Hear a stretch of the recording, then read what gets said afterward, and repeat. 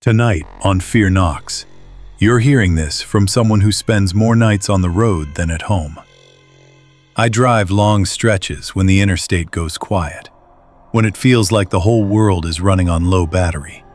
Just my headlights, the hum of the cabin, and the sense that the darkness is paying attention. It started as one of those shifts where nothing stands out. Same speed, same lines on the asphalt. Same rest areas glowing like islands you never really want to stop at. But then there was that moment, the kind you don't talk about until much later, when something in the mirror didn't add up. Not a shape, not a face, just a pattern, a presence. The kind that makes you sit up straighter without even knowing why. No confrontation, no panic, just a slow, sharp awareness settling in, the kind that turns every mile into a question you don't want answered.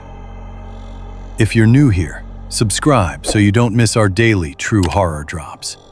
Tell us where you're watching from and what time it is. It helps the channel grow and keeps us releasing new stories every night. All right, let's get into it.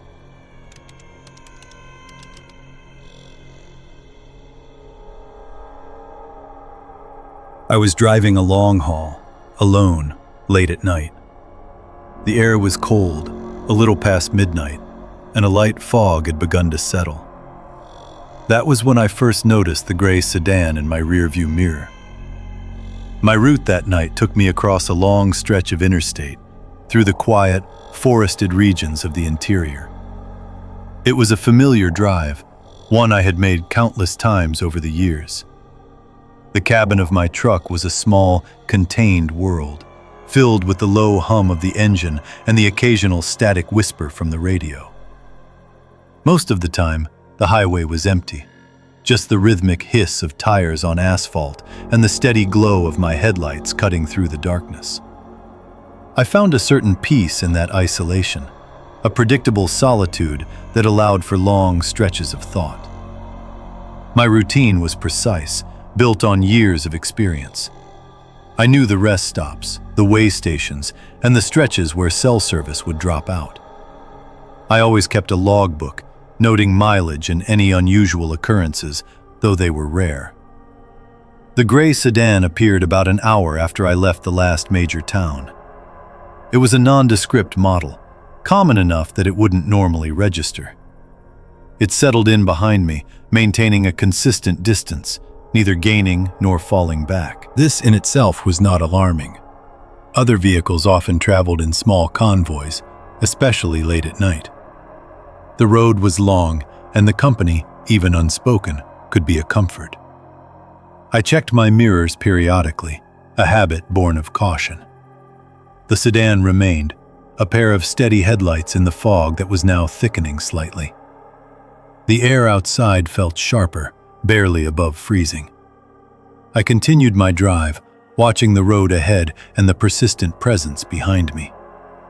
We traveled like this for what felt like a long time, perhaps 20 miles or so. The sedan never changed its position. It wasn't tailgating, nor was it lagging far behind. It simply was there, a constant point of light in the dark. As we approached exit 142, a diamond interchange leading to a small service road, I saw its turn signal activate. The sedan smoothly veered off the main highway, taking the exit ramp. I watched it disappear into the low fog, its taillights fading quickly. I remember a slight, almost imperceptible sense of relief. The constant presence had been subtly unsettling, a minor deviation from the usual pattern of transient vehicles. I continued on the interstate, expecting to be alone again for the next stretch. My next planned stop was a rest area, a little over 2 exits past the 142 interchange. It was a standard setup, a small parking lot, a picnic shelter, and a building with vending machines. The sodium lights cast a sickly yellow glow over the asphalt. I pulled my truck into an empty spot, the air brakes hissing softly. As I cut the engine, the sudden silence of the cabin was profound. I reached for my logbook and a pen, intending to note the mileage and the time. That was when I saw it. Parked 2 rows over, angled slightly towards the exit, was a gray sedan. It was identical to the one that had just exited the highway at the 142 interchange. The same make, the same model, the same dull gray paint. My breath caught in my throat. I stared at it, trying to rationalize what I was seeing. It was impossible. The sedan I had been trailing had taken an exit that would have led it away from the interstate, or at least required a significant detour to rejoin it. There was no way it could have arrived at this rest stop ahead of me, especially not by 2 full exits. I reached for my dashcam controls. The device had been recording the entire drive. I quickly rewound the footage, focusing on the moment the sedan took exit 142. The video was clear, despite the fog. The sedan exited. I then fast-forwarded to my arrival at the rest stop. The gray sedan was already there. I zoomed in on the license plate. My heart began to pound with a slow, heavy rhythm. The plate number was identical. I had a clear, undeniable visual match. The numbers and letters were burned into my memory. I sat there for a long moment, the cold seeping into the cabin, trying to process the information. The only way for that car to be here, ahead of me, was if it had somehow teleported. Or if there were 2 identical vehicles, one following me and another waiting. Neither explanation offered any comfort. The second possibility was far more disturbing. It implied a deliberate, coordinated act. I felt a chill that had nothing to do with the outside temperature. I grabbed my phone, my hands feeling a little numb. I needed to document this. I took several photographs of the sedan from inside my truck, zooming in on the license plate. The quality was not perfect, but the numbers were legible. I then checked my dashcam again, making sure the footage was saved and protected.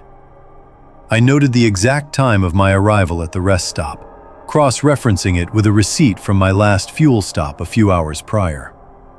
The math simply did not add up. The sedan had vanished at one exit and reappeared at another, 2 stops ahead, in a time frame that defied any logical travel. I considered my options. Confrontation was out of the question. I was alone, and the implications of this incident were too unsettling to risk a direct approach. My training emphasized observation and reporting. I started my truck, the engine roaring to life, breaking the oppressive silence. I pulled out of my parking spot, circling the rest area slowly. The sedan remained stationary, its windows dark. I drove past it once more, confirming the plate number again. It was the same. I continued my journey, but the sense of unease had solidified into quiet dread. I kept a vigilant eye on my mirrors, half expecting to see the gray sedan reappear behind me. It did not. I drove for another hour, until I reached a larger service center with a 24-hour convenience store. I parked under the brightest lights I could find, near the entrance. Inside, I found a quiet corner and called the local RCMP detachment. I explained the situation calmly, sticking to the facts. I described the vehicle, the plate number, the specific exits, and the impossible timing. The officer on the phone listened patiently, asking a few procedural questions. I mentioned the dashcam footage and the photographs. They advised me to file a formal report at the nearest detachment. I did so a few hours later, providing all the evidence I had collected. The officer who took my statement seemed intrigued, but offered no immediate explanation. They logged the incident, creating a file, and assured me they would look into it. The report was filed under suspicious vehicle activity. The RCMP officer mentioned that sometimes people use frontage roads or parallel routes to bypass traffic or avoid detection. But the timing I described, and the specific reappearance at a rest stop 2 exits ahead was highly unusual. They also noted the possibility of 2 identical vehicles, which they said was rare but not unheard of in certain types of operations. They took copies of my dashcam footage and the photographs. I left the detachment feeling a little lighter, having done what I could, but the unsettling feeling remained. The incident was logged, but no further information ever came back to me. The file likely sits somewhere, unresolved. I continued my long-haul routes, but my vigilance sharpened. Every gray sedan I saw on the highway, every set of headlights in my rearview mirror, now carried a subtle, lingering question. The isolation of the road, once a comfort, now held a different kind of silence. Sometimes, late at night, when the highway stretches out empty before me, I still see that gray sedan in my mind. I remember the way it disappeared into the fog, only to reappear, waiting. The quiet hum of the engine, the static whisper of the radio, and the cold air in the cabin. They all bring back that impossible leap.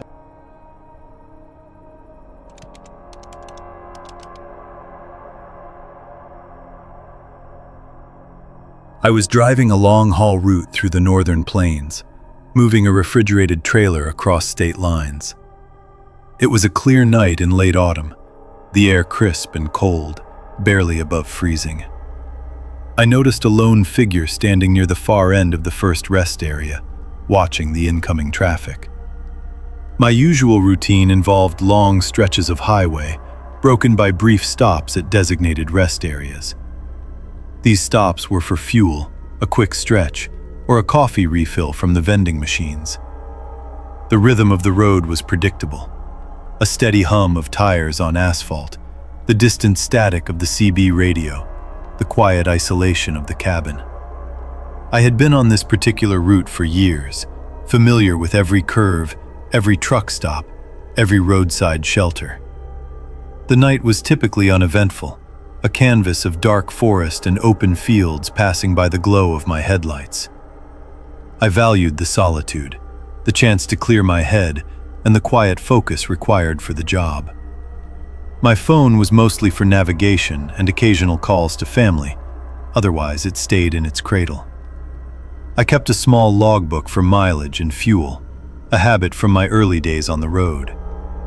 I pulled into the first rest area just past midnight, the gravel crunching under the heavy tires. The lot was mostly empty. A few other rigs scattered far apart, their engines idling softly. I parked near the back, away from the main building, and cut the engine.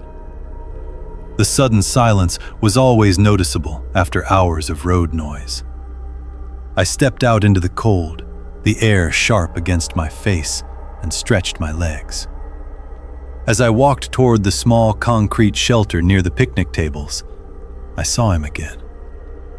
He was a man of average height, wearing a dark, nondescript jacket, standing perfectly still under the dim yellow light of a single pole lamp.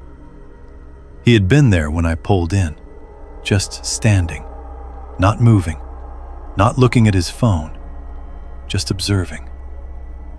I had seen him before, or someone like him, at other rest stops on this very route. It was a fleeting impression, a face in the periphery, easily dismissed as another weary traveler. This time, however, he was looking directly at my truck. I walked past him, heading for the vending machines. The soda machine hummed loudly in the quiet night. I bought a drink, the plastic cup rattling in my hand. When I turned back, he was gone. I scanned the lot, but he was nowhere in sight. It was a minor detail, a brief oddity in an otherwise normal night, but it registered. I finished my drink, used the facilities, and got back into my rig. The engine rumbled to life, and I pulled out onto the highway, heading east. I drove for another hour or so, the highway stretching out before me, bordered by dark forest on either side. The air temperature had dropped further, and I could see a faint fog beginning to form in the low-lying areas. My next planned stop was about 70 miles down the road, another standard rest area with a small building and a dog run.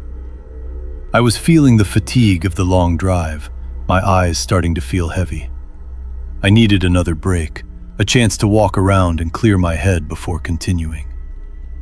The radio played softly, a talk show host's voice a low whisper in the cabin. I kept my speed steady, just under the limit, watching for deer on the shoulder. The isolation out here was profound. The only lights for miles were my own headlights cutting through the darkness. I pulled into the second rest area, the gravel once again crunching under the tires. This lot was even emptier than the last, only one other car, a dark sedan, parked far away. I parked my rig in a similar spot, near the back, and killed the engine. The silence returned, deeper this time, broken only by the distant hum of the highway. I stepped out, the cold biting harder now, and walked toward the small shelter. And then I saw him. The same man, the same dark jacket. He was standing under the single pole lamp, just as before, perfectly still, watching the entrance to the rest area.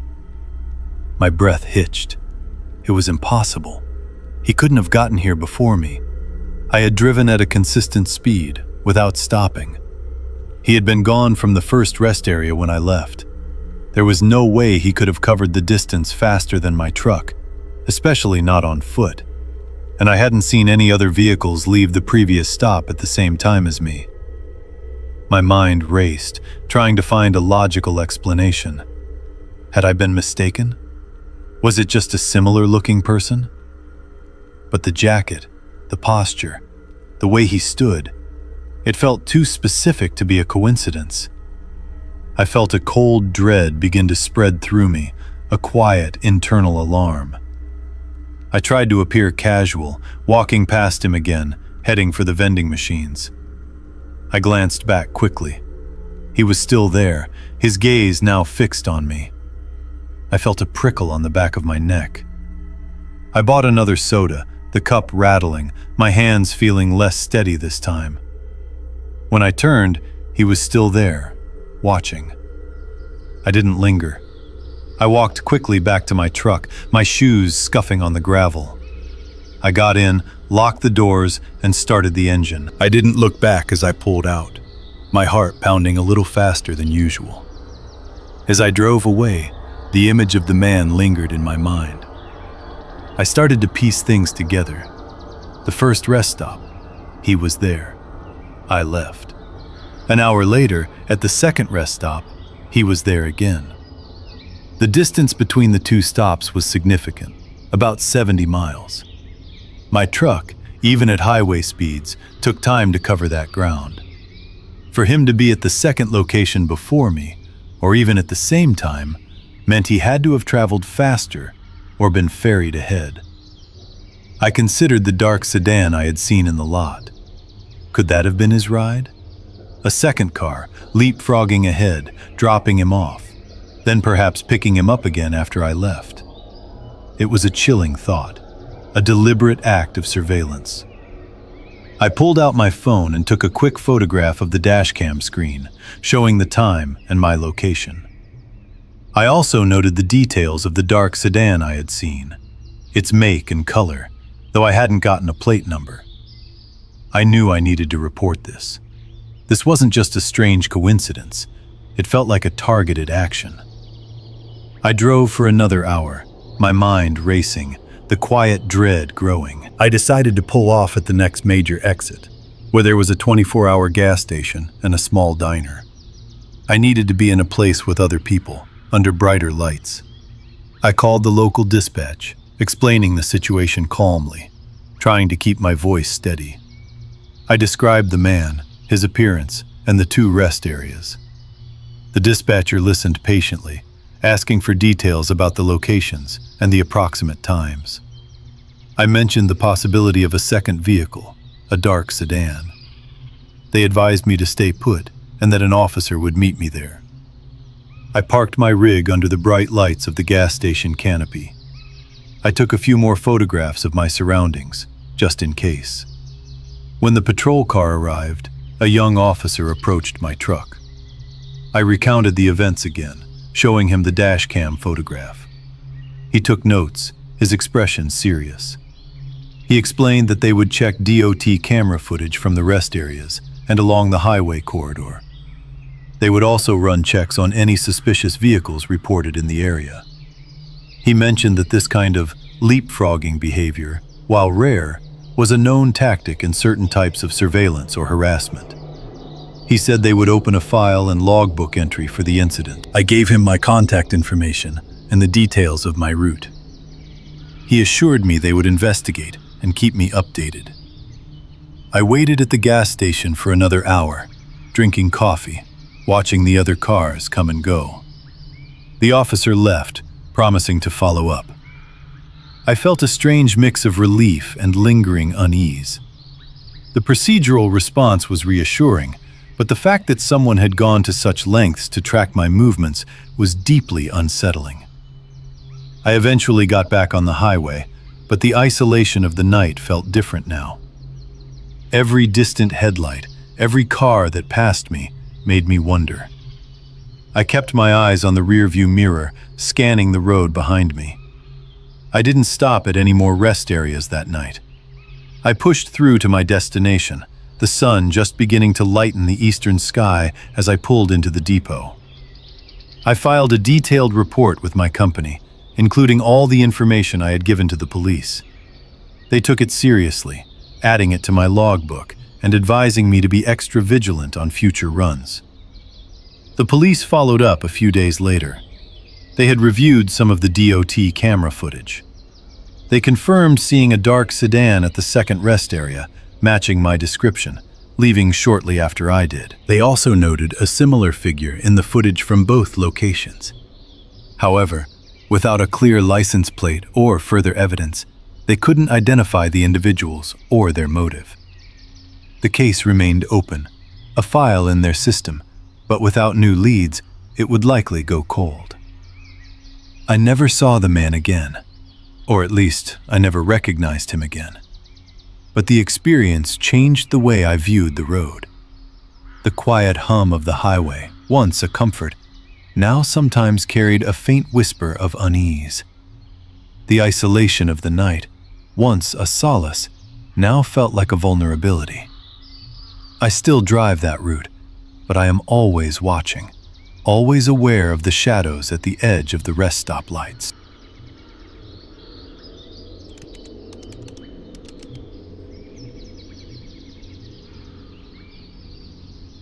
I was driving a long-haul route through the northern plains, heading east toward the Great Lakes. It was late autumn, well past midnight, and the air temperature hovered barely above freezing. I noticed a vehicle behind me that seemed to hold its distance with unusual consistency. My rig was a familiar extension of myself, a heavy freightliner with a sleeper cabin.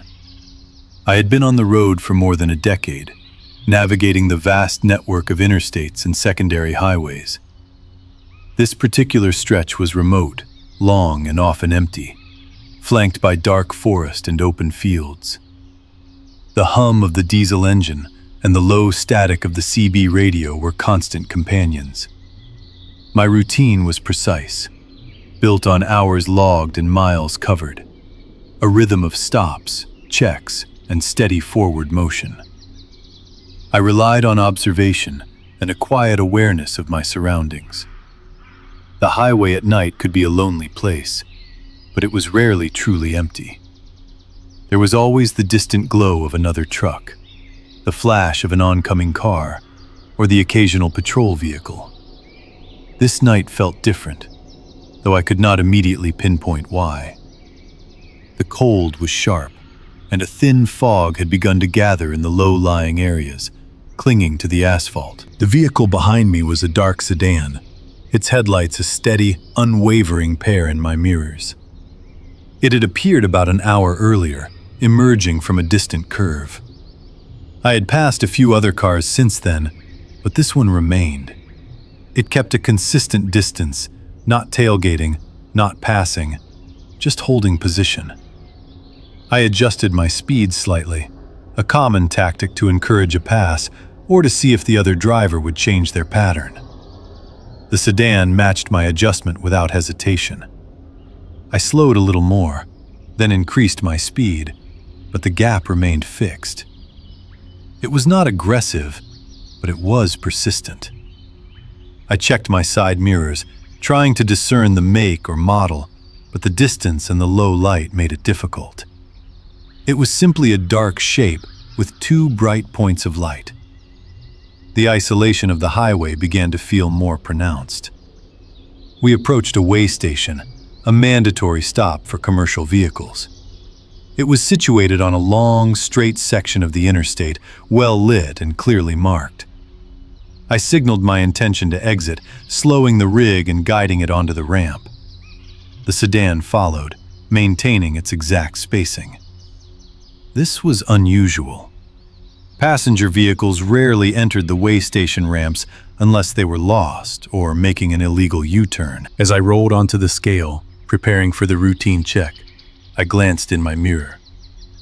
The sedan was still there, a few hundred feet behind me, its headlights cutting through the faint fog.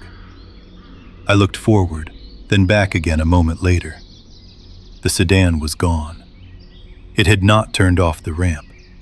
There was no other exit point, no side road, no place to simply vanish. The way station was a contained area, bordered by a concrete barrier on one side and a steep, wooded embankment on the other. I scanned the area, my eyes searching the shadows beyond the bright lights. Nothing. The air in my cabin felt suddenly colder. I completed my weigh-in, the process automatic, my mind still replaying the disappearance. As I pulled away from the scale and merged back onto the main highway, I kept a vigilant watch. I expected to see the sedan somewhere, perhaps pulled over on the shoulder, or making its way back onto the interstate from a hidden turn. But the road ahead was empty, and my mirrors showed only the receding lights of the way station. I drove for about 10 minutes, the incident replaying in my mind. It was a simple, impossible disappearance. Then, in my rearview mirror, I saw them again. The same two distinct headlights, holding the same precise distance. The dark sedan was behind me once more, as if it had simply skipped a section of the highway. My breath hitched, a quiet, involuntary reaction. There was no way it could have passed me. I had been the only vehicle on the road since leaving the way station.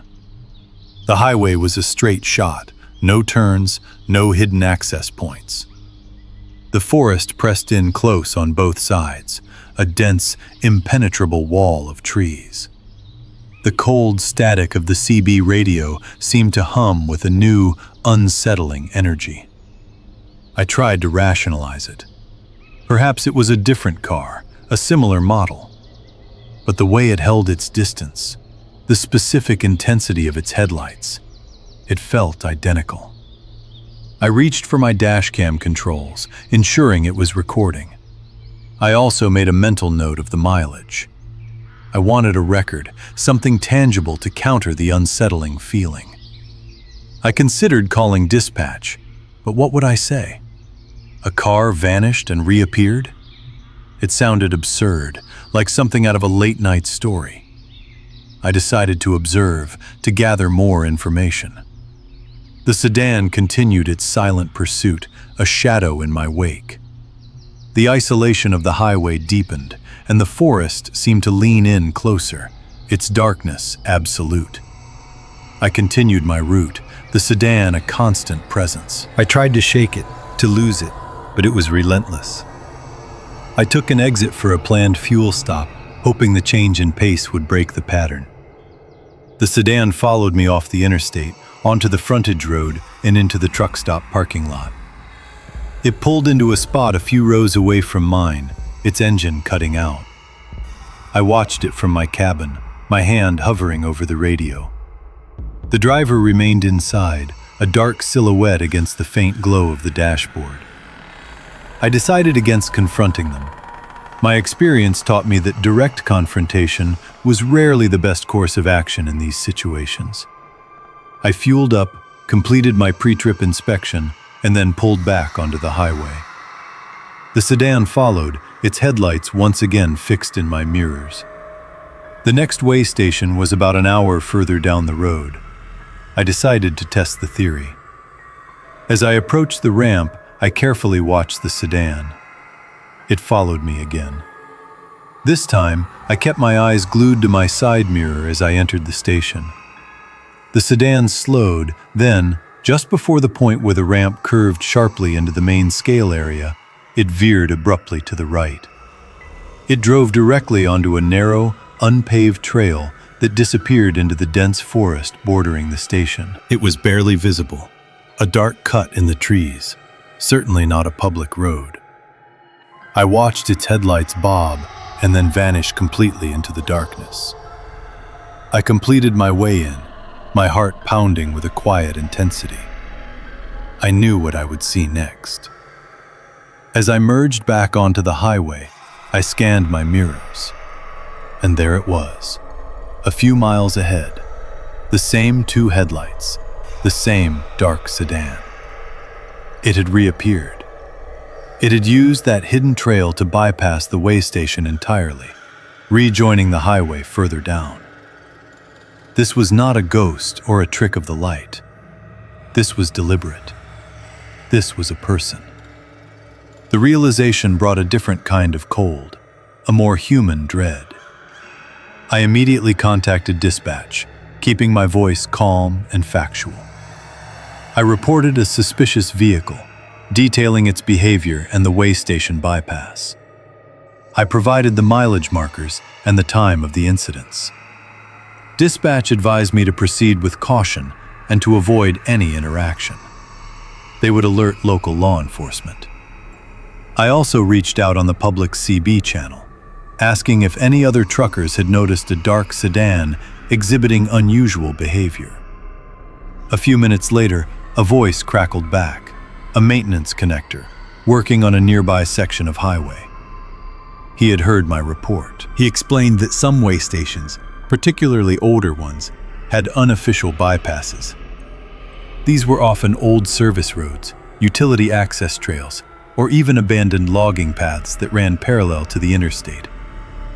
They were not maintained for public use and were often overgrown, but a determined driver in a suitable vehicle could use them to circumvent the station. He mentioned that these paths were sometimes used by people trying to avoid inspections, or worse, by those who did not want their presence logged. He described one such trail near the way station I had just passed, a rough gravel track that connected to a small, disused access road about 3 miles down the highway. It was a known local secret, mostly forgotten, but still passable. The maintenance connector even offered to send me a rough diagram he had on his tablet, showing the layout. It confirmed what I had seen. The trail was there, a faint line on the map, a ghost of a road. It was a procedural explanation for an impossible event, and it made the situation far more unsettling. This was not a random occurrence. This was planned. The driver of that sedan knew the terrain, knew the system, and was actively using it to remain unseen. The RCMP would be notified, dispatch confirmed, and they would check the area. I was advised to continue my route and to report any further sightings. I kept the dashcam recording, the small red light a constant, silent witness. I drove the remaining hours of my shift with a heightened sense of awareness. The sedan eventually turned off onto a different interstate, its headlights finally disappearing for good. I pulled into the depot, the first light of dawn just beginning to break the horizon. I filed a detailed report with my company, including the dashcam footage and the mileage logs. The incident was officially documented, a file created. There was no immediate follow-up, no arrest, no explanation for why that car had been tracking me, or why it had gone to such lengths to avoid the way stations. The cold hum of the highway still echoes sometimes, I still check my mirrors more often than I used to, especially when approaching a way station. The quiet dread of that night remains, a reminder of the unseen trails that run parallel to our lives and the unknown intentions of those who choose to travel them.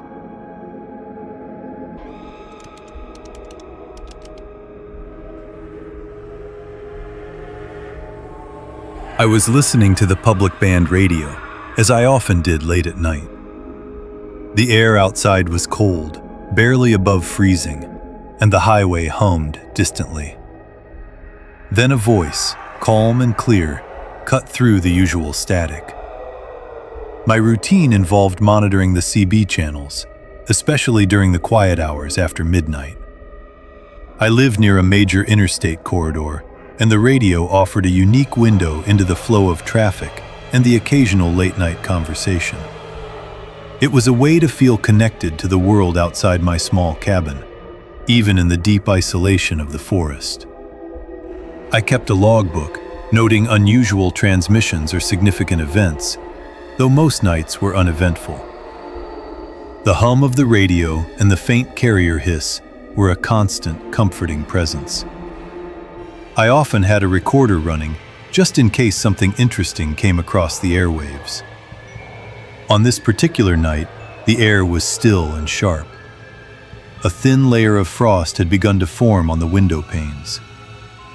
I had the squelch set just right, filtering out most of the background noise, allowing only clear signals to pass through. Truckers were sparse, their chatter minimal, mostly about road conditions or upcoming way stations. I was half listening, half reading, when the first call came in. It was a woman's voice, steady and without panic, stating a specific vehicle description and a general location. She mentioned a white van and a female traveling alone. The location was near mile marker 19, heading westbound. I noted it in my logbook, a routine entry. It was not uncommon for drivers to share information about potential hazards or suspicious vehicles. Sometimes it was a genuine warning, other times just a misidentification. I continued listening, expecting to hear a follow-up or a confirmation from another driver. But the channel remained quiet for a few minutes, save for the distant rumble of a passing semi. I thought little of it, assuming the information had been passed along or the situation resolved itself. Then, about a quarter of an hour later, the same voice came back on a different channel. It was the exact same message, word for word, describing the white van and the solo female driver near mile 19. The delivery was identical, almost too perfect. There was no urgency, no change in inflection. It was a flat, almost robotic repetition. This immediately struck me as odd. People usually changed their phrasing or added details, or sounded more agitated if they were genuinely concerned. I leaned closer to the radio, adjusting the volume slightly. I switched channels myself, scanning the public bands. About 5 minutes later, I heard it again on yet another frequency. The same voice, the same message, the same mile marker, the same vehicle description. It was a loop. A recorded message, perhaps, or someone meticulously repeating a script. The cold outside seemed to press in on the cabin. I felt a prickle of unease. This was not normal CB traffic. This was deliberate. I started a fresh page in my logbook, marking the time of each transmission and the channel used. I also activated my audio recorder, capturing the repeating calls. The voice itself was unremarkable. Neither young nor old, just a clear, even tone. The message was concise, almost clinical. White van, female solo, mile 19. It was like a beacon, or perhaps bait. The highway outside was dark, the forest a black wall beyond the reach of the rest stop lights. I kept monitoring, listening intently. The calls continued, appearing on various channels, sometimes with only a few minutes between them, sometimes with a longer gap of about 10 or 15 minutes. Each time, the message was identical. It always specified mile 19, westbound. I tried to triangulate the signal mentally, but the nature of CB radio made that difficult. The signal seemed strong, as if the source was not far from my location, perhaps within a few miles of that specific mile marker. I considered calling it in to the local dispatch, but what would I report? A repeating radio message? Without a specific incident or a verifiable threat, it would likely be dismissed as a prank or a faulty transmission. Still, the methodical nature of the calls was unsettling. It felt like a trap being laid, or a signal being sent to someone specific. The isolation of the highway at night suddenly felt less peaceful and more vulnerable. I decided to take a more procedural approach. I cross-referenced the times of the calls with the general flow of traffic I was hearing on other channels. There were no reports of a white van causing trouble, no calls for assistance, no unusual activity logged by any passing truckers. It was as if the message existed in a vacuum, detached from any real-world event. This made it even more disturbing. It was a ghost in the machine. A voice without a body, a warning without a source. I pulled out my road atlas, locating mile 19 on the interstate. It was a relatively isolated stretch, flanked by dense forest on both sides, with a single small rest area about a mile past it. There was no major interchange there, just a long, straight section of highway. This particular rest stop was known for being quiet, often used by drivers needing a quick break before a longer haul. It had a small picnic shelter, vending nooks, and a dog run, but no permanent staff.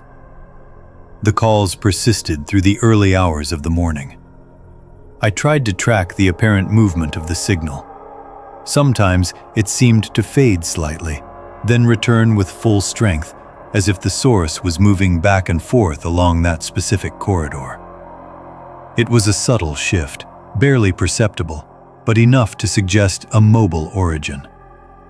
I imagined a vehicle, perhaps the very white van mentioned, slowly patrolling that stretch of highway, broadcasting its strange, repetitive message.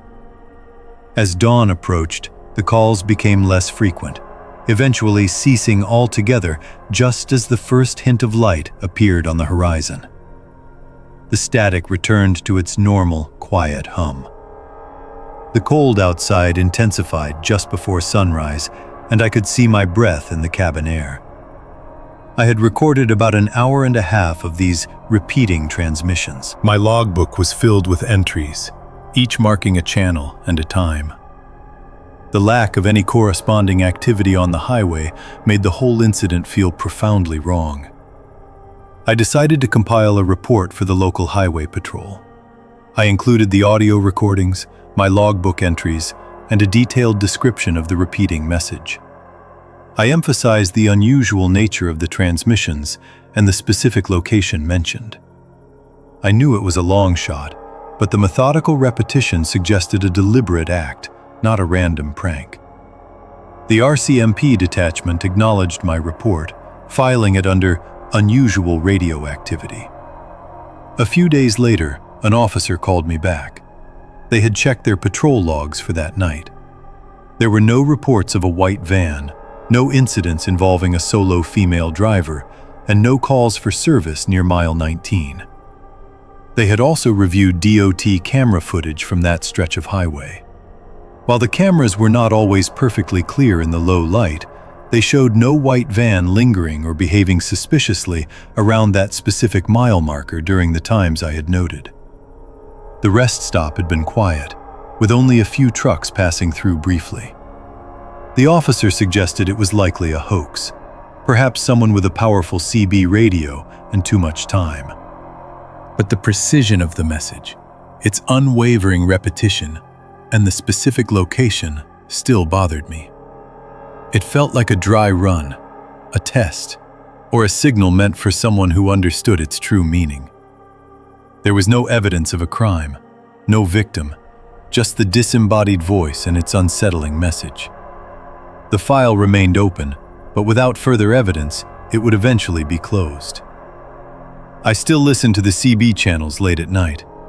The hum of the radio is still a constant, but it no longer feels entirely comforting. Sometimes, when the static is just right, I hear a faint whisper in the background, a ghost of that calm, steady voice. I find myself checking the logbook, just in case.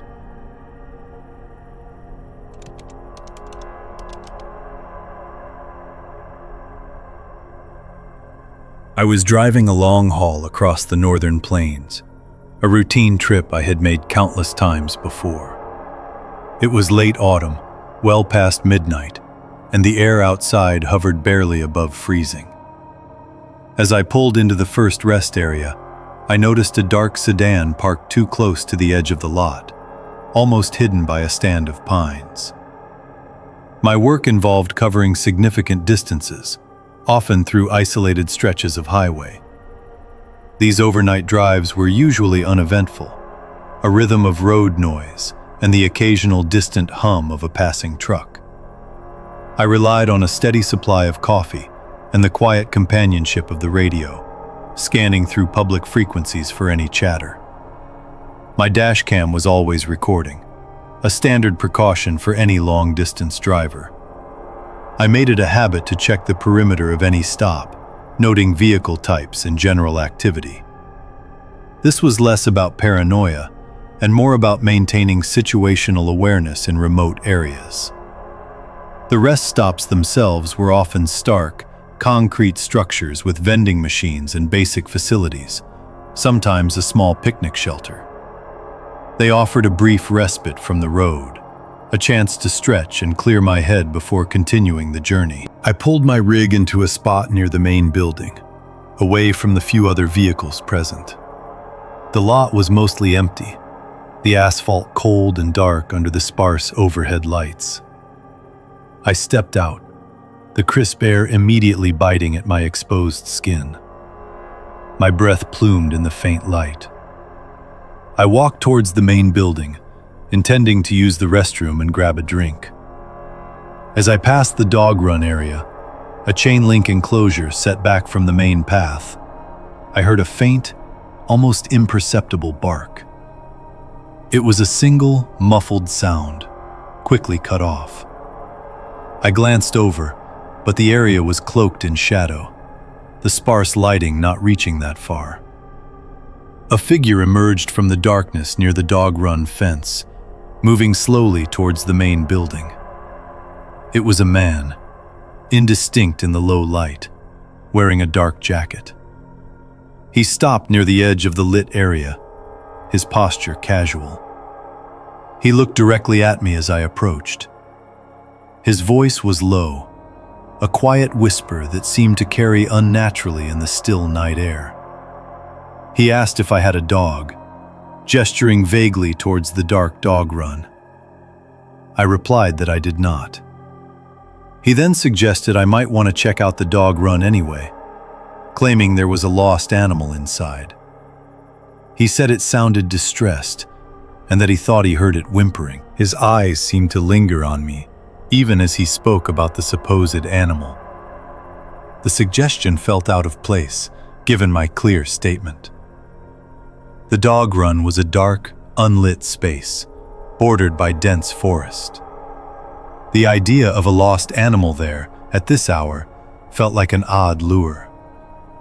I noted the way his gaze held, a subtle pressure that made me uncomfortable. I simply nodded, offering a non-committal sound, and continued towards the building. Inside, the fluorescent lights hummed, casting a harsh glow on the vending machines. I quickly used the facilities and returned to my truck. As I drove out of the rest stop, I made a point to look towards the area where the dark sedan had been parked. It was still there, partially obscured by the pines, its presence a quiet anomaly. I continued my journey, the incident replaying in my mind.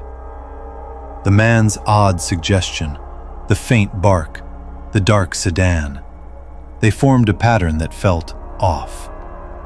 I decided to log the details in my mental logbook, a habit born from years on the road. The highway stretched out before me, a ribbon of asphalt cutting through the vast, cold night. About an hour later, after covering a significant distance, I decided to make another stop. The next rest area was a larger facility, complete with a small visitor center and more extensive parking.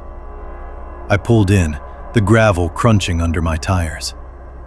As I scanned the lot, a familiar shape caught my eye. Parked behind the chain-link fence of this dog run, almost mirroring its position at the previous stop, was the same dark sedan. It was unmistakable, the specific model and its dark, unreflective paint. My stomach tightened. This was not a coincidence. The vehicle was positioned in a way that suggested it was trying to be inconspicuous, yet its presence at 2 consecutive distant rest stops, always near the dog run, was anything but. I did not stop my truck in a parking space. Instead, I drove slowly through the lot, my dashcam recording everything. I made a wide loop, ensuring I captured the sedan from multiple angles. The vehicle appeared empty, its windows dark. I did not see the man from the previous stop. My mind immediately shifted into a procedural mode. I needed to gather evidence without engaging.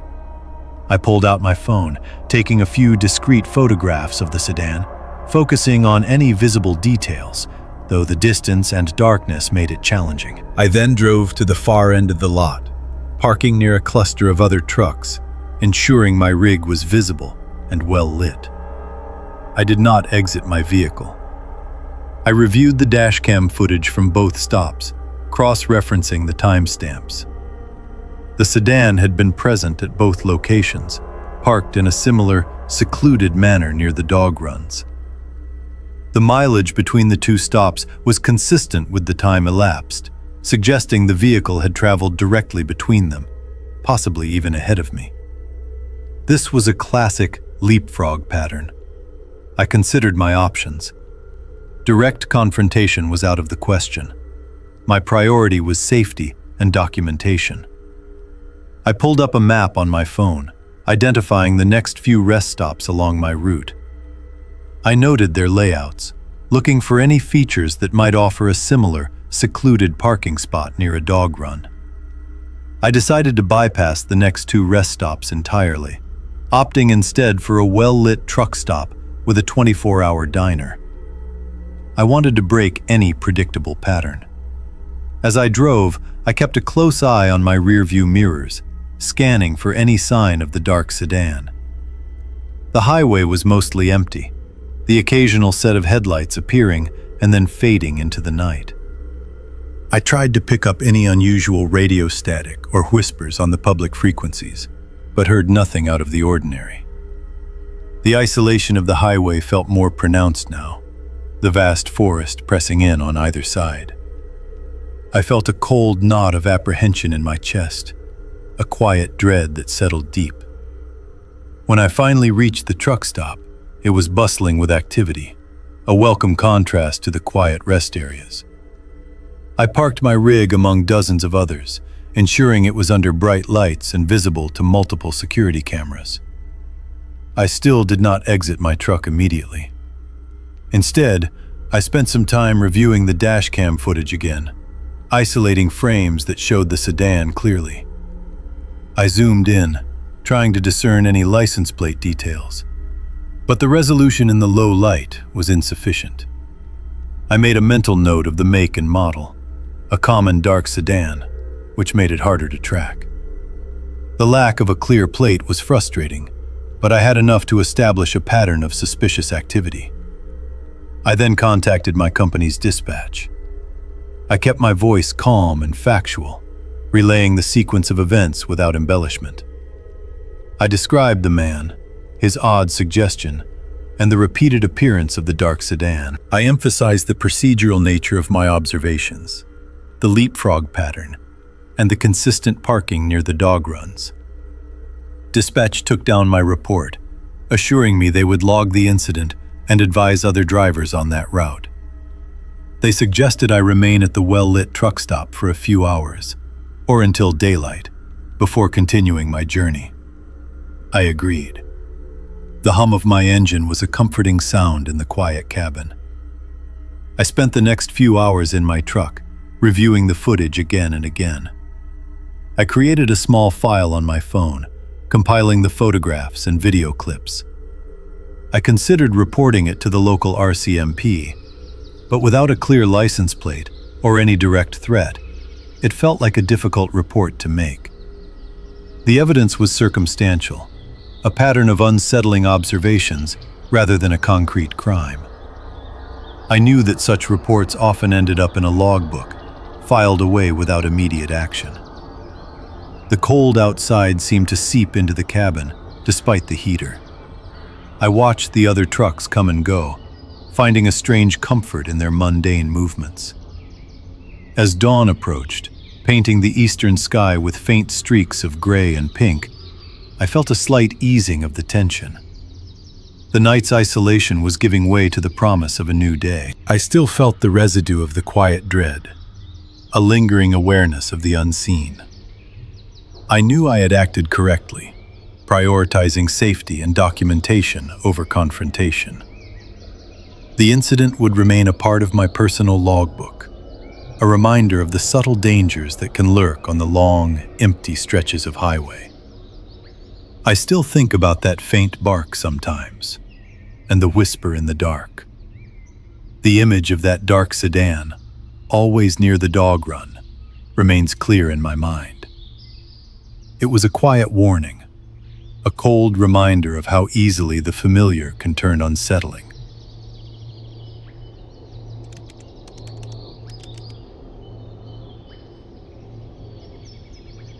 I was a night janitor for the state highway system, responsible for a string of rest areas. My shift began just as the last light faded, leaving the interstate to the hum of passing trucks and the cold. That particular night, a small detail caught my attention on the security feed. My route covered a stretch of highway through a quiet, forested region, about 100 miles of road with a pair of rest stops spaced roughly an hour apart by car. The work was solitary, mostly cleaning restrooms, emptying trash, and restocking supplies under the constant, low buzz of fluorescent lights. I knew the rhythm of the road, the ebb and flow of travelers, the quiet hours after midnight when only the dedicated or the desperate were still moving. My small utility vehicle, a white pickup with amber flashing lights, was a familiar sight to the few truckers who frequented the stops. The isolation was a comfort for me, a predictable pattern of tasks and observations. The first stop, designated northbound mile marker 170, was always busier. Around 11 o'clock, I was wiping down the stainless steel counters in the men's room when a notification flashed on my handheld monitor. It was a motion alert from the vending shelter. I glanced at the small screen, seeing a dark sedan pull into one of the parking spots. A man emerged, moving with a deliberate slowness. He was tall, dressed in dark clothing, and wore a baseball cap pulled low. He approached the vending machines, pausing for a long moment before inserting coins. I heard the faint clack of the mechanism through the monitor's speaker, followed by the soft hiss of a dispensed soda. He stood there, leaning against the machine, for what felt like an excessive amount of time, several minutes, just watching the highway. The air outside was cold, barely above freezing, and a thin fog was beginning to settle. Eventually, he retrieved his drink, walked back to his car, and drove away, heading north. I made a mental note of the dark sedan, a common enough vehicle, but his lingering presence was unusual. I finished my work at mile marker 170 and drove the long stretch to the next rest area, northbound mile marker 230. This second stop was smaller, often quieter, nestled deeper into the forest. The drive took me a little over an hour, The highway, a dark ribbon through the trees, illuminated only by my headlights and the occasional distant gleam of an oncoming rig. The radio in my truck crackled with static between stations, a constant low hum that filled the cabin. I arrived at the second stop just before 1 in the morning. The air here felt even colder, with a touch of frost beginning to form on the picnic tables. I parked my truck and began my routine, checking the main building first. As I was emptying a trash receptacle near the entrance, another motion alert pinged on my monitor. This one was from the vending shelter at mile marker 230. I tapped the screen, and the live feed flickered into view. A dark sedan was parked in the same general area as the previous one. A man emerged, tall and dressed in dark clothing with a baseball cap pulled low. He moved with the same deliberate slowness. My breath hitched. It was the same man. He approached the vending machines, paused, and inserted coins. The familiar clack and soda hiss followed. He leaned against the machine, just as before, watching the highway. The scene was an almost perfect replication of what I had witnessed an hour earlier, 60 miles back. My mind immediately began to process the impossibility. 60 miles in just over an hour, including stopping time at both locations, was not unusual for a car on the interstate. But the same car, the same man, performing the same actions at two separate locations within such a tight window, felt wrong. It was the exact duplication of behavior that unsettled me. I watched him for several minutes, the fluorescent buzz of the vending shelter a stark contrast to the quiet night. He eventually got back into his car and drove north, disappearing into the fog that had now thickened considerably.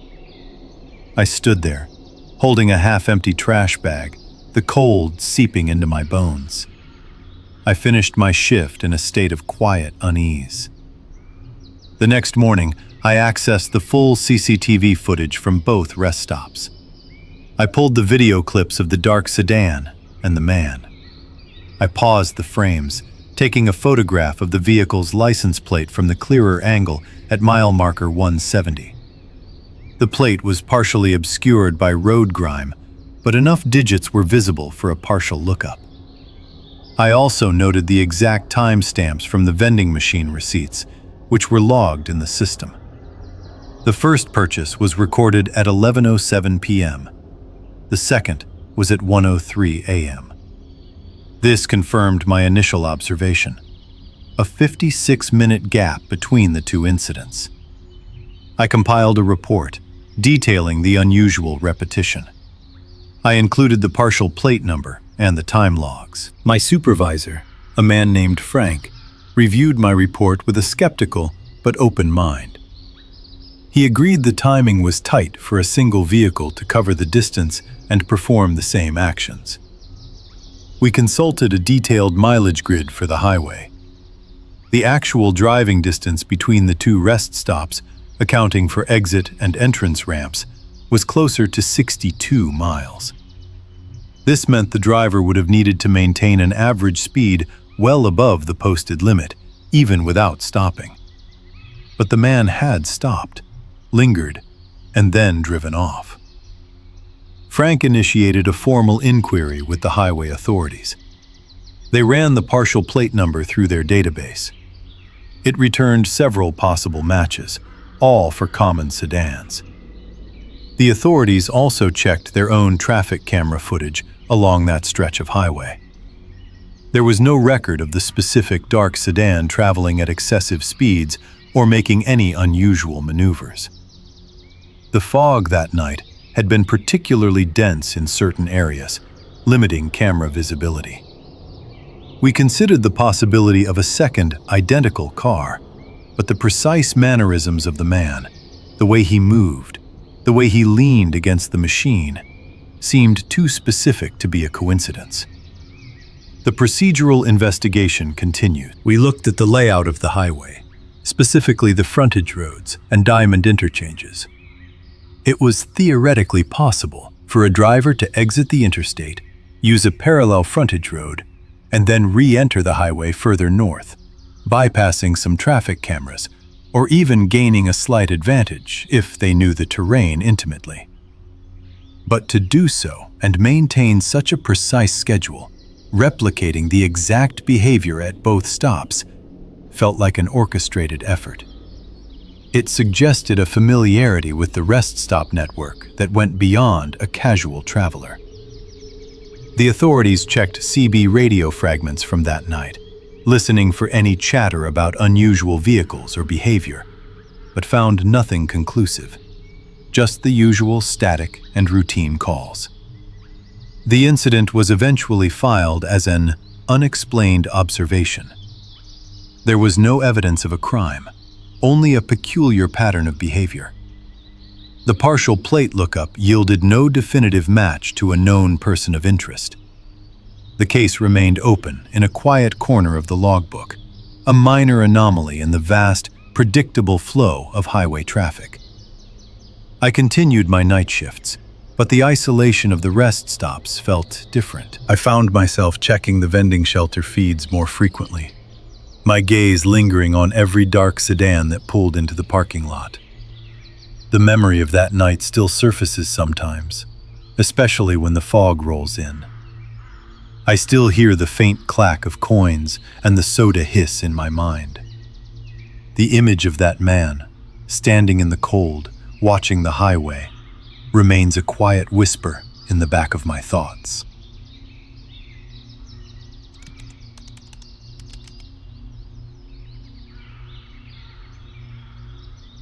I was driving my usual route home from work.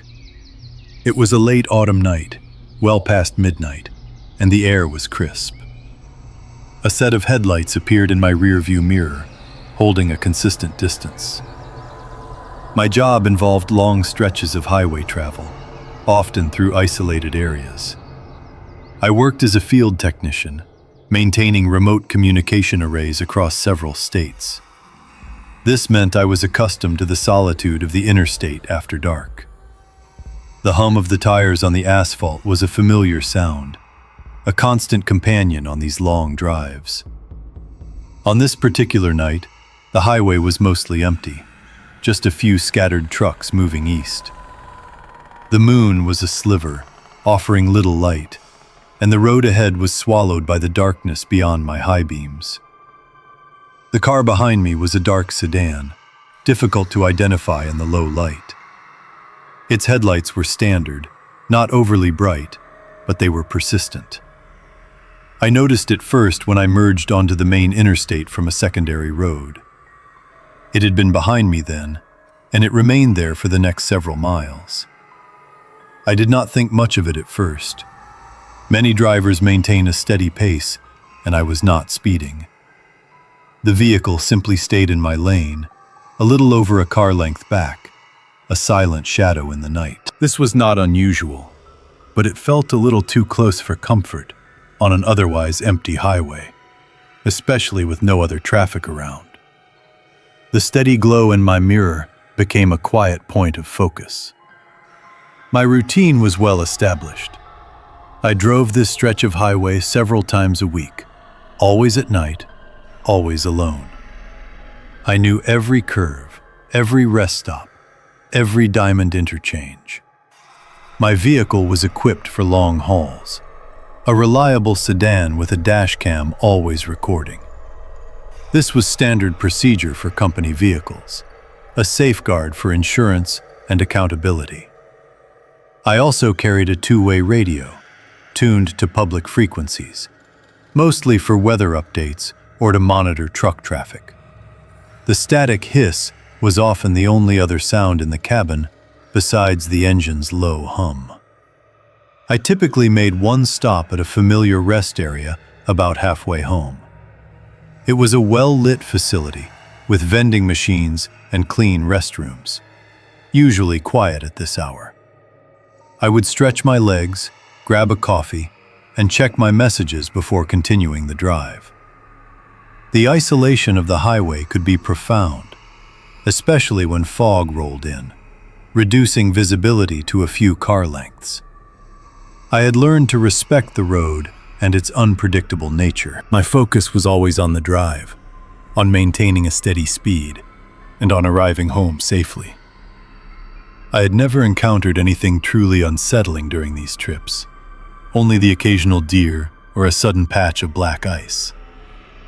The night was usually uneventful, a long, quiet journey through the forest and open plains.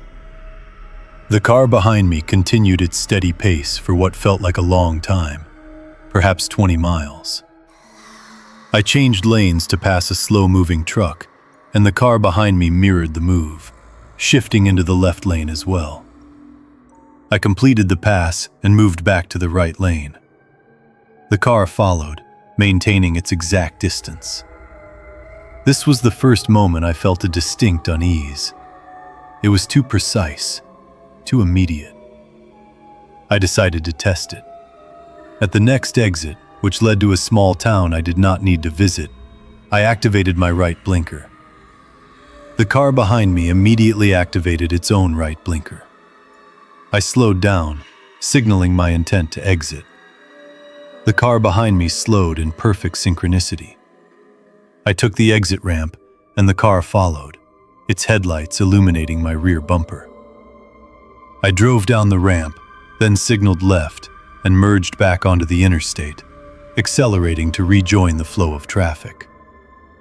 The car behind me did the same, rejoining the highway in my wake. The maneuver was executed without hesitation. This pattern repeated itself for the next several exits. Each time I signaled, the car signaled. Each time I changed lanes, it changed lanes. Each time I took an exit, it took the exit, only for me to merge back onto the highway and for it to follow. The blinker tick became a rhythmic sound. I tried varying my speed, slowing down significantly, then accelerating quickly. The car matched every adjustment. It was not tailgating. It simply maintained that consistent, unnerving distance. The driver was not aggressive, just relentlessly present. I began to feel a cold dread settle in. This was no coincidence, no random fellow traveler. This was deliberate. I checked my dashcam display. The small red light was steady. I considered calling the highway patrol, but I had no specific threat to report, only a feeling. The car was not breaking any laws, just being unnervingly persistent.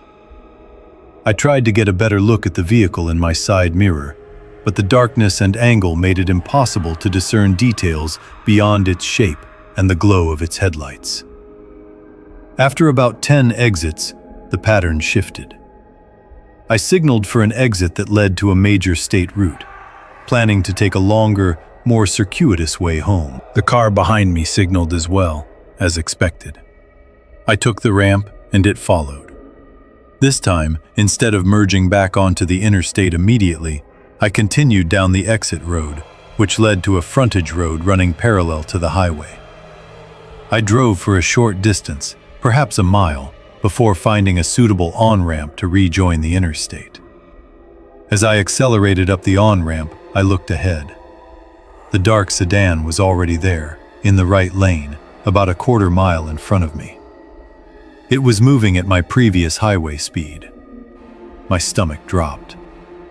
It had taken the same exit, but somehow it had gotten ahead. There was no way it could have passed me on the frontage road without me seeing it. The frontage road was a single lane in each direction, and I had been watching my mirrors. It was impossible. The only explanation was that it had taken the exit, used some unknown service road or shortcut, and then rejoined the highway ahead of me. The thought was chilling. The appearance of the car ahead of me was a profound shock. My mind raced, trying to reconcile what I had just witnessed. I had taken the exit, driven the frontage road, and rejoined the interstate. The car had followed me off the main highway, yet it was now in front. The only way this could happen was if it had used a different, faster route, a service road, or a private access road that connected the Diamond Interchange Loop in a way I did not know. This implied a detailed knowledge of the local infrastructure, or perhaps a pre-planned route. I maintained my speed, trying to process the implications.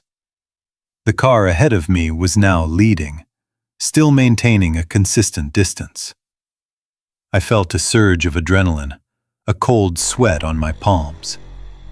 This was no longer just an annoyance. It was a deliberate, calculated act. I reached for my radio, tuning to a public emergency frequency. The static was louder now, a harsh whisper in the quiet cabin. I considered calling dispatch, but what would I say? A car is driving ahead of me after following me for a long time? It sounded absurd. I decided to observe further. I kept my distance from the car ahead, letting it lead. It continued in the right lane, just as I had been doing. I watched its brake lights, its turn signals, waiting for another move. After about 3 more exits, it signaled to exit again. This time, I did not follow. I stayed on the interstate, watching it disappear down the ramp. My heart pounded in my chest. I expected it to reappear behind me, or perhaps ahead again. I gripped the steering wheel tightly, my knuckles white. I drove for several more miles, scanning my mirrors, checking the dashcam display. Nothing. The highway was empty once more. The silence in the cabin felt heavier than before. I felt a brief sense of relief, quickly replaced by a deeper, more unsettling feeling. The incident was over, but the questions remained. Who was that driver? What was their purpose? The precision of their movements, the mirroring, the impossible leapfrogging, it all pointed to something far beyond a random encounter. When I finally reached a well-lit truck stop, I pulled over. I needed to collect myself. I reviewed the dashcam footage immediately. The video clearly showed the dark sedan behind me, mirroring my every move. It showed me taking the exit, and it showed the car following. Then, in the footage from when I rejoined the interstate, there it was, ahead of me. The footage confirmed my memory, but offered no explanation for the impossible jump. I took several photographs of the screen, capturing the vehicle's position. I noted the mileage and the approximate times. I decided to file a report. I called the State Highway Patrol. The officer listened patiently. I explained the sequence of events, the mirroring, the leapfrog maneuver. He asked for the license plate number, which I could not provide. The darkness and the distance had prevented me from getting a clear view. He advised me to be vigilant, to report any further incidents, and to provide the dashcam footage if I felt it was necessary. He logged the incident, noting the lack of a plate and specific threat. It felt like a procedural formality, a quiet entry in a logbook. The drive home from the truck stop was tense. Every set of headlights in my mirror made me flinch. I kept my radio on, the static a constant low hum, a reminder of the isolation. I arrived home well after sunrise, exhausted and shaken. I submitted the dashcam footage to the Highway Patrol the next day. They reviewed it, confirming my description.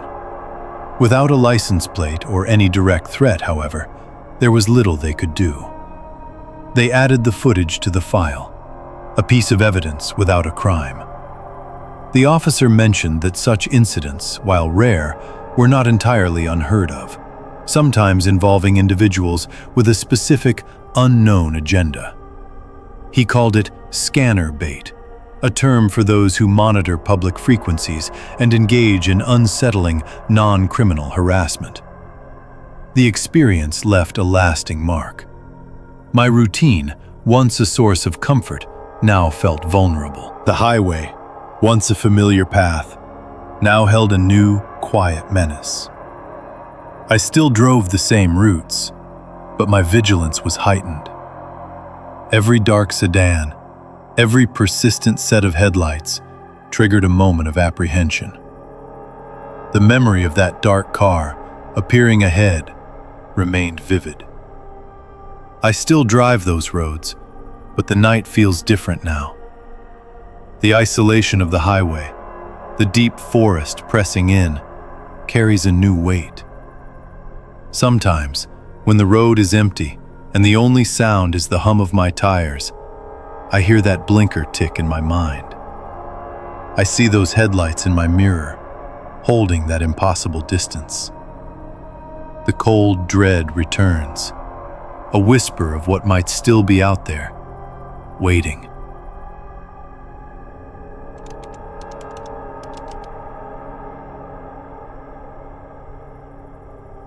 I was a volunteer highway escort, driving a marked but unofficial vehicle. It was a late autumn night, the air barely above freezing, with a thin layer of frost already forming on the shoulders. I noticed a dark sedan in my rearview mirror for the third time that hour. My role involved monitoring specific stretches of interstate, offering assistance to stranded motorists, and reporting anything unusual to state dispatch. The work was mostly quiet, long hours spent observing the ebb and flow of night traffic. I drove a modified SUV, equipped with extra lighting, a robust radio system, and a dash cam that recorded continuously. The cabin was my office, a space of quiet hum and the occasional crackle of static from the scanner. Most nights, the only company was the distant rumble of semis and the occasional deer darting across the highway. I kept a logbook, noting mile markers, vehicle descriptions, and any interactions. It was a procedural job, focused on observation and documentation, not intervention. This particular night, I was on an isolated stretch of I-80, heading east towards the state line. The forest pressed close to the highway, creating long, dark tunnels between the occasional diamond interchanges. The moon was a sliver, offering little natural light. My headlights cut a path through the darkness, illuminating the asphalt and the gravel shoulder. The dark sedan, a generic model, had first appeared behind me about an hour earlier, holding a consistent distance. I had noted its presence, a routine observation. Then it had passed me, moving at a steady, unremarkable speed. I thought nothing of it until I saw it again, pulled over at a rest stop about 20 miles further down the road. Its parking lights were on, but no one seemed to be getting out. I logged the observation and continued. About 15 minutes later, after I had passed the rest stop and was well beyond it, the sedan reappeared in my mirror. It was maintaining the same distance as before. This pattern felt off. Highway traffic at this hour was sparse and unpredictable. Seeing the same vehicle 3 times in this specific leapfrog manner was unusual. I made a mental note to keep an eye on it. The air in the cabin felt colder, despite the heater running. I adjusted my rearview mirror, trying to get a clearer view of the vehicle's front end, but the distance and the darkness made it difficult to discern any details beyond its general shape. The hum of my engine was a steady companion, but now it seemed to carry a subtle tension. I decided to perform a controlled observation. I maintained my speed, allowing the sedan to follow. After about 10 minutes, I signaled and pulled onto the wide shoulder, activating my amber warning lights. I wanted to see its reaction. The sedan slowed, then passed me, its driver not looking in my direction. It continued down the highway for about half a mile before its brake lights flashed. It then pulled onto the shoulder itself, about a quarter mile ahead of me. Its headlights remained on, illuminating the empty road ahead. I watched, my hand hovering over the radio microphone. This was a clear, mirroring behavior. I waited for a few minutes. The sedan ahead remained stationary. I decided to proceed. As I began to accelerate, the sedan ahead suddenly extinguished its headlights. The vehicle vanished into the absolute darkness of the highway ahead. It was a complete blackout, not just a dimming. I slowed my own vehicle, my high beams now piercing the void where the sedan had been. There was nothing. The forest on either side of the road seemed to swallow any light. I continued to approach cautiously, my dash cam recording the empty stretch of road. As I drew closer to where the sedan had stopped, I saw no sign of it. It had simply disappeared. I drove past the spot, scanning the roadside. There was a slight berm here, a low rise of earth separating the highway from the dense tree line. It was barely high enough to conceal a vehicle. I continued for another half-mile, then pulled over again. I killed my own lights, plunging my cabin into near darkness, save for the faint glow of the dashboard instruments. I retrieved my handheld thermal imager. It was a standard piece of equipment, used for locating lost individuals or detecting engine heat in abandoned vehicles. I aimed it back down the highway, towards the berm. The thermal imager showed a distinct heat signature behind the low rise. It was a clear, rectangular outline, consistent with a vehicle. The engine block glowed brightly, indicating it was running. The exhaust plume was also visible, a faint, shimmering trail against the cold night air. The sedan had not vanished. It had simply pulled behind the berm, killing its lights, waiting. I watched the thermal image, my breath fogging slightly on the cold glass of the imager's screen. The vehicle remained hidden, its engine idling quietly. I could not hear it over the distant hum of the highway, but the thermal image confirmed its presence. After a few minutes, a semi-truck rumbled past me, heading east. Its powerful headlights briefly illuminated the berm, but revealed nothing. The thermal signature remained. Then, about a minute after the semi passed, the hidden vehicle's engine heat signature began to move. It slowly emerged from behind the berm, its form becoming visible on the thermal screen. Its headlights remained off. It crept onto the highway, then accelerated rapidly, still without lights, until it was a dark, silent shape disappearing into the distance. It was moving faster than the speed limit, a dark shadow on the road. I watched it go, then started my own engine. I turned my lights back on and slowly followed. My dashcam had captured the entire sequence. I radioed dispatch, reporting a suspicious vehicle engaging in what I described as covert tailing and dark shoulder drift. I gave them the general description of the vehicle and its last known direction. Dispatch acknowledged, advising caution and to maintain observation from a safe distance. I continued my patrol, keeping a significant gap between my vehicle and the dark sedan. The sedan maintained its high speed for a few miles, then settled back into a more typical pace. It continued this pattern for another hour. It would drive ahead, then pull off onto a frontage road or into a dark rest area, extinguishing its lights. I would pass, and a few minutes later, it would reappear behind me. It was a deliberate, calculated game of leapfrog. Each time, I documented the mile marker, the time, and the vehicle's behavior. I used my dashcam to capture stills of its general shape whenever possible, though without its lights, identifying details were scarce. The cold outside seemed to seep into the cabin, a constant reminder of the isolation of the highway. The static on the radio felt sharper, more insistent. I eventually reached the end of my patrol sector, near a small town. The sedan, still behind me, continued past the exit I was scheduled to take. I watched it disappear into the night, its dark form swallowed by the distant glow of the town's streetlights. I filed a detailed report with dispatch, including my logbook entries and the dashcam footage. I emphasized the procedural nature of the incident, the deliberate attempts to evade detection, and the potential for a more serious intent. The RCMP detachment in the area was notified. The incident was logged, a file opened. There was no immediate follow-up, no arrest. The vehicle had no visible plates in the footage, and without a clear offense, direct intervention was difficult.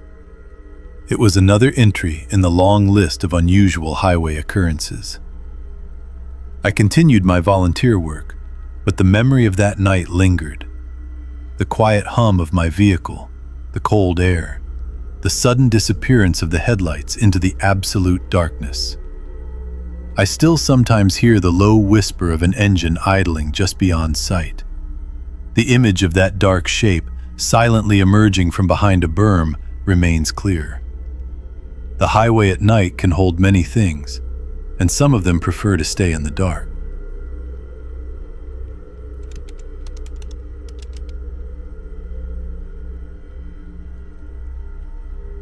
I was operating my plow truck on the overnight shift, clearing a light dusting of snow from the interstate shoulders. The air temperature hovered barely above freezing, and a thin fog had begun to settle over the highway.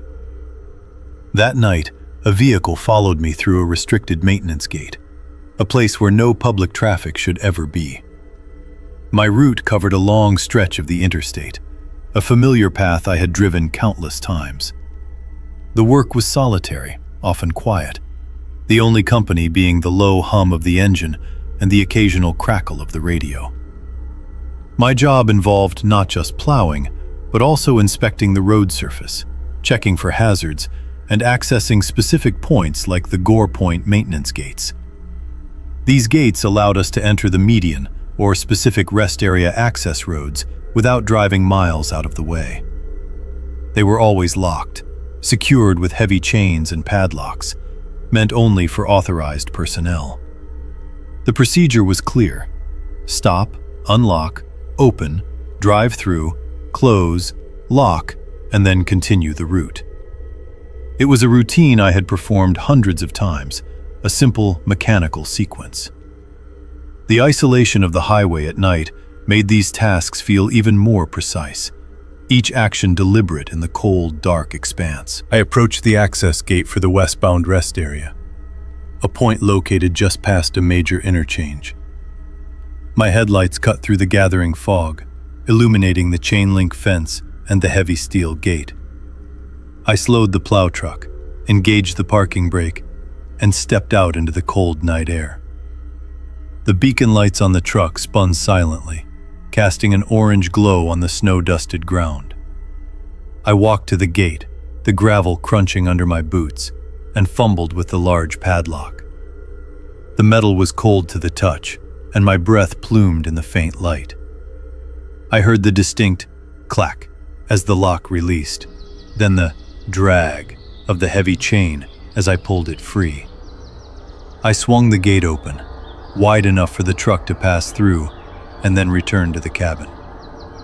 As I climbed back into the driver's seat, I glanced in my side mirror. A pair of headlights had appeared, not far behind me on the main highway. This was unusual. No other vehicles had been visible for a long while. I assumed it was a late-night traveler, perhaps just catching up.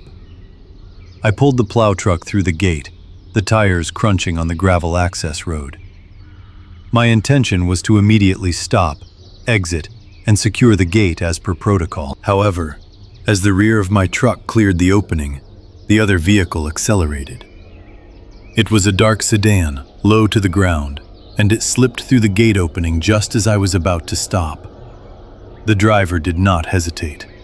The car passed through the gate and continued down the narrow, restricted access road, disappearing quickly into the fog. I watched its taillights fade, a sudden, sharp jolt of unease running through me. The gate remained open, the chains still on the ground. I sat there for a moment, the engine idling, the radio static, a low whisper in the cabin. My initial thought was confusion, then a growing sense of alarm. This was not a mistake. The car had deliberately followed me. I immediately radioed dispatch, my voice calm but firm.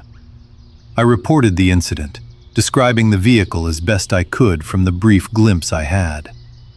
It was a dark sedan, possibly a four-door, with standard headlights. I gave my location and the direction the vehicle had taken. Dispatch acknowledged, their voice crackling through the speaker. They advised me to secure the gate and continue my route, but to remain vigilant. I got out again, the cold air feeling sharper this time, and secured the gate, the chain heavy in my gloved hands. The latch clacked shut, a final, hollow sound in the quiet night. I continued my patrol, but my focus had shifted. I kept a close eye on my mirrors, scanning the highway ahead and behind. The incident felt wrong, a deliberate breach of a secure area. My dashcam footage would confirm the event, showing the sedan following me through the gate. The truck's GPS logs would also pinpoint the exact time and location. I was instructed to proceed to the next major rest area, about 3 miles down the road, and wait for a state patrol unit.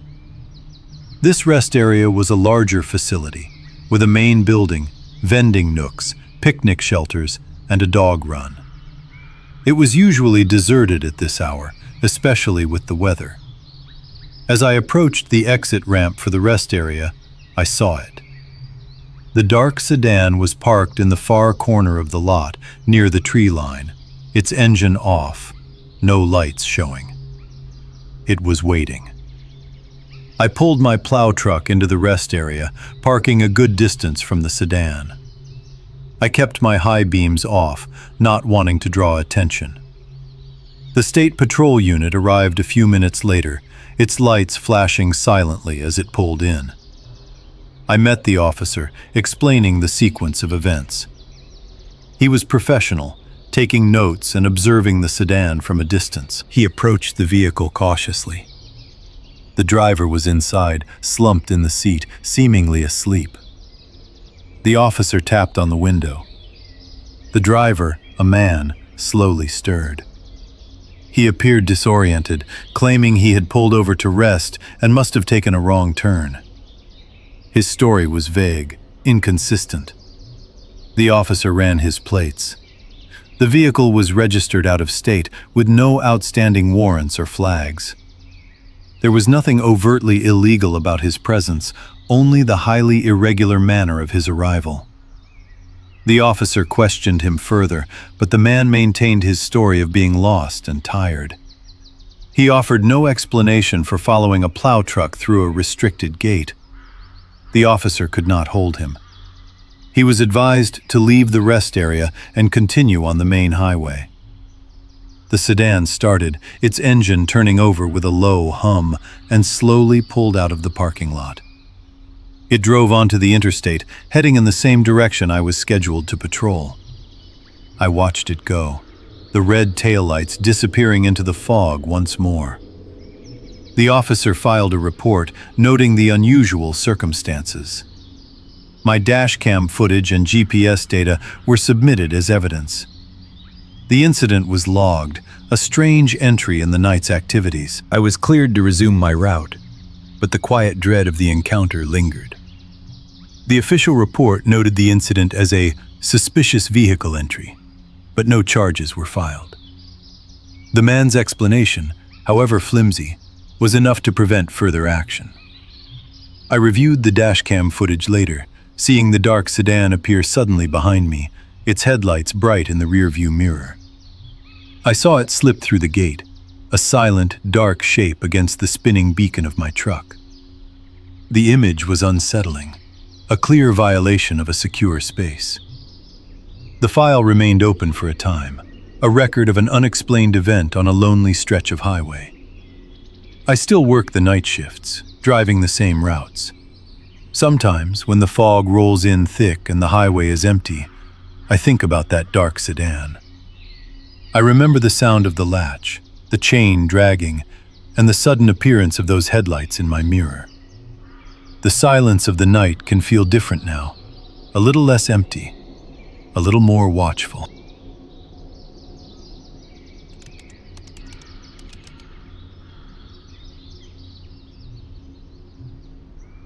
I was driving home alone, heading east on the interstate after a long visit with family. It was late autumn, well past midnight, and a thin layer of frost had begun to form on the shoulders of the highway. I noticed a dark sedan in my rearview mirror, holding a consistent distance behind me for a little too long.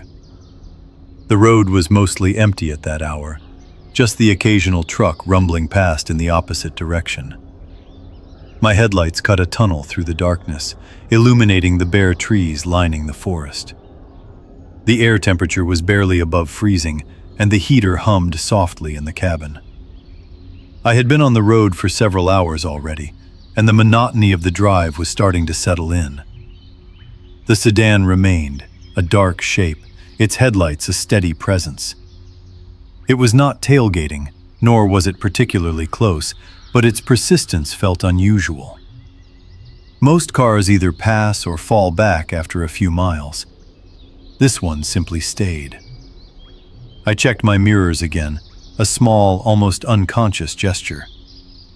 The sedan was still there, a silent companion on the isolated highway. Long-haul driving at night was a familiar experience for me.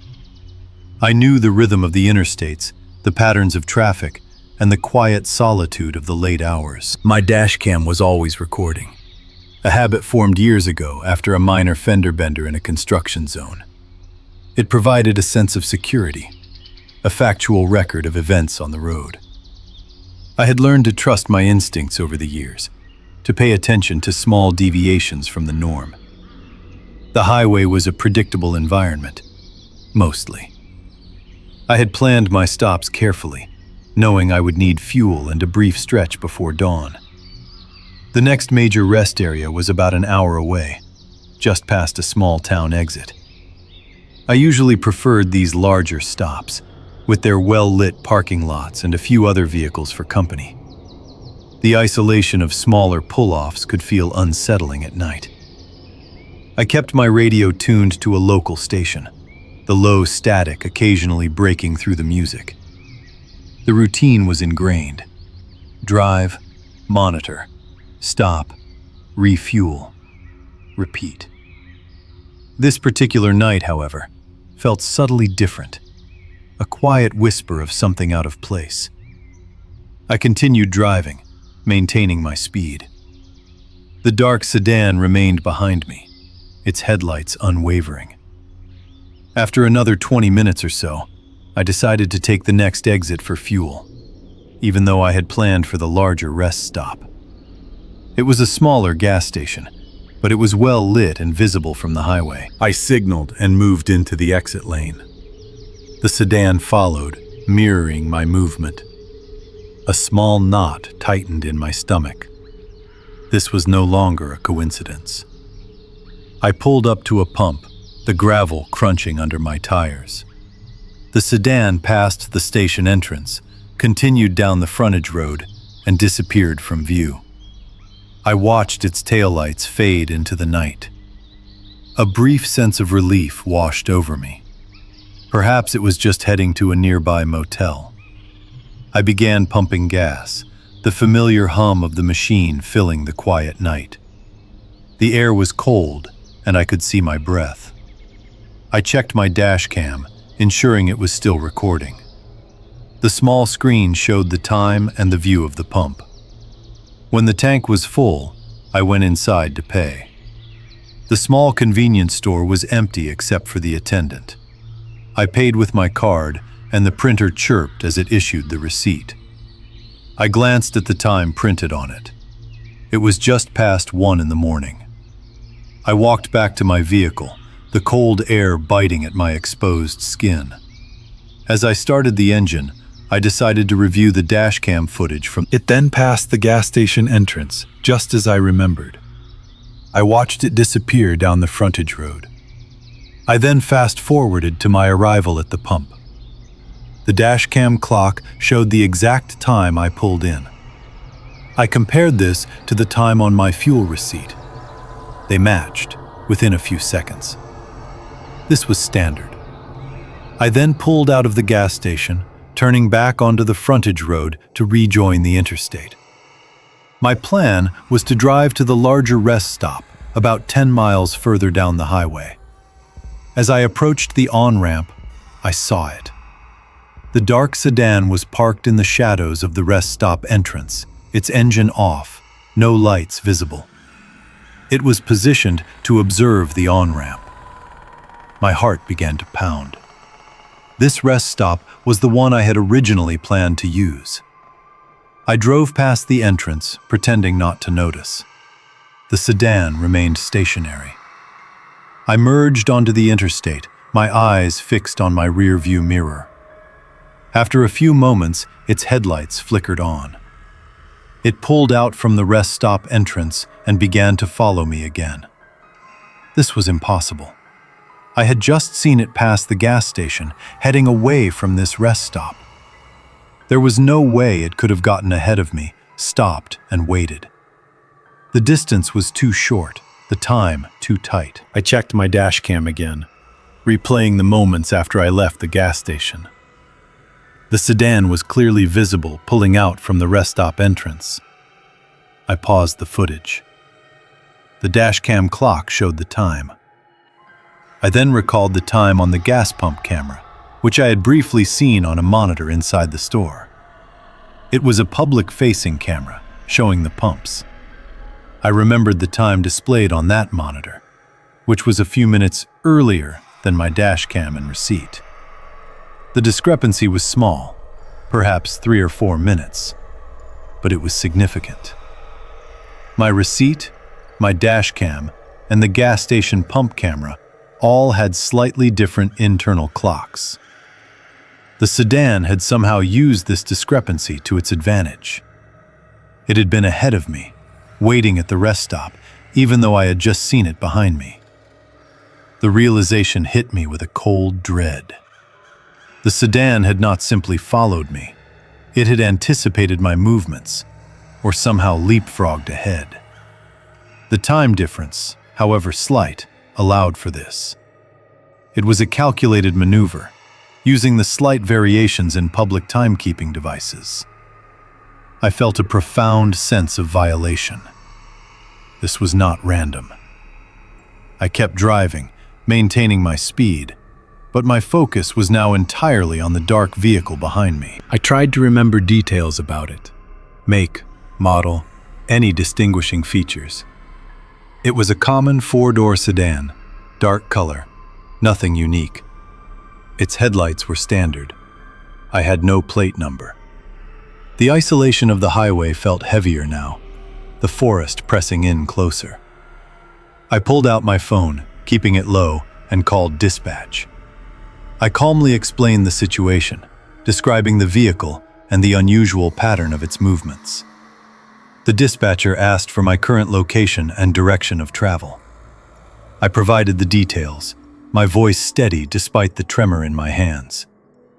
They advised me to continue driving to the next well-lit public area, perhaps a way station or another large rest stop, and to not engage with the vehicle. I continued for another 15 minutes, the sedan still behind me. I could feel its presence, a silent pressure. The radio static seemed louder, the hum of the tires on the asphalt more pronounced. I knew I needed more evidence, something concrete. I decided to try a different tactic. I would take another exit, a less obvious one, and see if it followed. I signaled for an exit that led to a small, unlit frontage road, a route I knew would loop back to the interstate after a few miles. It was a risky move, taking me off the main highway into deeper isolation. The sedan immediately mirrored my turn. There was no doubt now. It was actively tracking me. As I drove down the dark frontage road, I slowed slightly, allowing the sedan to gain a little. I wanted to get a better look at it, perhaps catch a plate number on my dash cam. The road was rough, gravel crunching under my tires. The sedan stayed back, maintaining its distance. It was playing a patient game. I reached a point where the frontage road curved sharply, obscured by a stand of tall pines. I accelerated hard, hoping to create some distance and then quickly pull over into the shadows, turning off my lights. My plan was to let it pass and then observe it. It was a desperate move, but I needed to break the pattern. I executed the maneuver, pulling sharply off the road behind a thick cluster of trees, cutting my engine and lights. The silence was immediate, broken only by the rain patter on the roof and the sound of my own breathing. I watched the road, my heart hammering. Moments later, the dark sedan drove past, its headlights cutting through the night. It did not slow. It continued down the frontage road, disappearing around the bend. I waited for a few minutes, listening to the night. Nothing. I started my engine, turned on my lights, and slowly rejoined the frontage road. I drove cautiously, scanning my mirrors. The sedan was gone. I continued to the next on-ramp, rejoining the interstate. I felt a profound sense of relief, mixed with a lingering unease. I had broken the trail, but the encounter had left a mark. I drove directly to the next police station, which was about 30 miles further down the highway. I filed a detailed report, providing the dashcam footage and the gas receipt. The officer took down all the information, noting the time discrepancies I had observed. They explained that such leapfrogging incidents, while rare, were not unheard of, often involving individuals with a predatory interest or those attempting to evade detection. The dashcam footage provided clear evidence of the sedan following me, and the timestamps on the various devices created a compelling, if circumstantial, case. The officer advised me to be vigilant and to report any further incidents. They would add the vehicle description to a regional alert system, though without a plate number, the chances of immediate identification were slim. I received a case file number and a copy of my report. The cold reality of the situation settled in. I still drive that route sometimes, but never at night. The experience changed how I perceive the open road, the quiet stretches of highway. I check my mirrors more often, and I pay closer attention to the vehicles around me. The hum of the engine, the distant static on the radio, the way headlights appear in the darkness. They all carry a different weight now. I still recall the precise calculation, the cold logic of that unseen driver. It was a silent hunt, a game played with time itself.